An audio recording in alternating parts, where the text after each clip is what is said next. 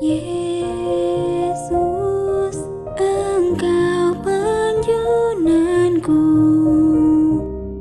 pelita hidupku. Shalom sahabat penjunanku pelitaku, selamat malam. Sebelum kita mendengarkan dan merenungkan firman Tuhan, mari bersama-sama kita memohon pimpinan Tuhan dalam doa. Bapa yang baik, Bapa yang penuh kasih, sungguh kami bersyukur Bapa.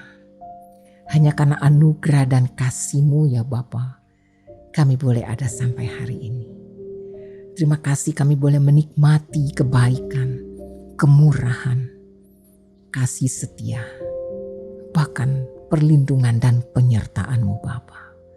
Saat ini sebelum kami beristirahat, ada kembali waktu dan kesempatan untuk kami belajar dan mendengar akan kebenaran firman-Mu Bapa. Kami menyadari tanpa firman-Mu kami tidak tahu apa yang menjadi kehendak dan rencana Bapa di dalam kehidupan kami. Mari ya Bapa, berbicaralah. Kami siap untuk mendengar. Di dalam nama Tuhan Yesus kami berdoa. Amin.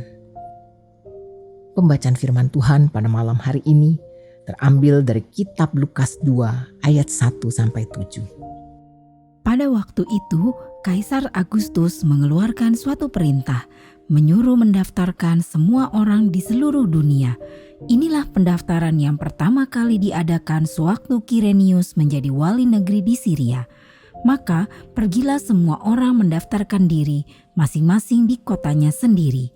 Demikian juga Yusuf pergi dari kota Nazaret di Galilea ke Yudea, ke kota Daud yang bernama Betlehem, karena ia berasal dari keluarga dan keturunan Daud, supaya didaftarkan bersama-sama dengan Maria tunangannya yang sedang mengandung.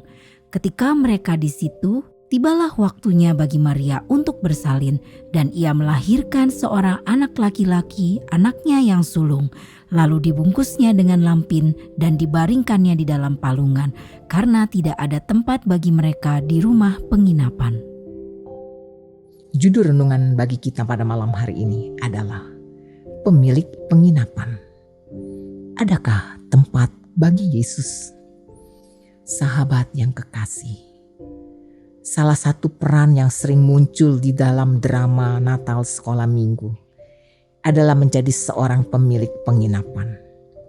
Ada satu kalimat yang sangat kita kenal yang dikatakan oleh pemilik penginapan kepada Yusuf dan Maria, bahwa tidak ada lagi tempat di penginapan karena sudah penuh oleh tamu lain. Tempat yang tersisa hanyalah kandang binatang di belakang penginapan. Karena tidak ada pilihan lain, Yusuf menyetujui untuk bermalam di kandang domba tersebut. Kemudian lahirlah bayi Yesus, dibungkus dengan lampin dan dibaringkan dalam palungan. Pada saat mendengar hal itu, kita tidak menganggap peran maupun dialog tersebut bermakna banyak. Tapi ketika kita mulai mengerti, kalimat penolakan terhadap Maria dan Yusuf oleh para pemilik penginapan menjadi sebuah pertanyaan. Mungkinkah juga tidak ada tempat bagi Yesus di dalam hatiku? Di dunia yang penuh dengan tuntutan dan daya tarik, terlalu banyak hal yang dapat mengisi hati dan hidup kita. Keluarga, pekerjaan, atau studi, pasangan, kegiatan organisasi, atau bahkan pelayanan silih berganti menuntut perhatian, waktu, pikiran, dan tenaga kita. Hal-hal yang baik terkadang mengalihkan seluruh keberadaan kita dari hal yang seharusnya mendapat tempat terbaik dan teristimewa di dalam hidup kita, yaitu Tuhan Yesus sendiri.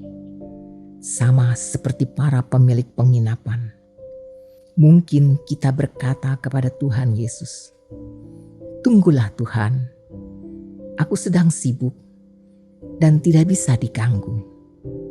Atau, "Hatiku sedang penuh dengan pergumulan dan masalah. Aku sedang tidak punya waktu untuk memikirkanmu." Atau bahkan, "Maaf Tuhan, tapi tidak tempat bagimu di dalam hidupku." Sahabatku, Tuhan Yesus layak dan seharusnya mendapat tempat terbaik dan teristimewa di dalam hidup kita. Sang Pencipta datang ke dunia, mengambil rupa seorang hamba dan menjadi sama dengan manusia. Lebih dari itu, Ia telah merendahkan dirinya dan taat sampai mati di atas kayu salib. Semua dilakukannya karena kasih-Nya yang begitu besar bagi Anda dan saya. Natal harusnya menjadi momen di mana kita membuka hati dan hidup kita untuk memberi tempat yang terbaik baginya, yaitu Tuhan Yesus Kristus, Juru Selamat dan Penebus. Di Natal tahun ini, mari kita bersama-sama menyelidiki hati kita dan kembali bertanya pada diri kita sendiri, adakah tempat baginya? Mari kita bersatu di dalam doa. Bapa yang penuh kasih, ampunilah kami karena terlalu sering terjebak di dalam kesibukan, sehingga mengabaikan apa yang seharusnya menjadi prioritas di dalam hidup kami, yaitu Tuhan Yesus, Juru Selamat kami. Tolonglah kami untuk sungguh-sungguh memberikan ruang dalam hati kami, agar Kristus dapat bekerja di dalam hidup kami. Terima kasih Tuhan Yesus. Saat ini kami akan beristirahat, lalu segera tidur. Biarlah damai sejahtera-Mu hadir di dalam istirahat kami di malam hari ini. Di dalam nama Tuhan Yesus Kristus, Penebus kami yang hidup, kami berdoa dan bersyukur. Amin.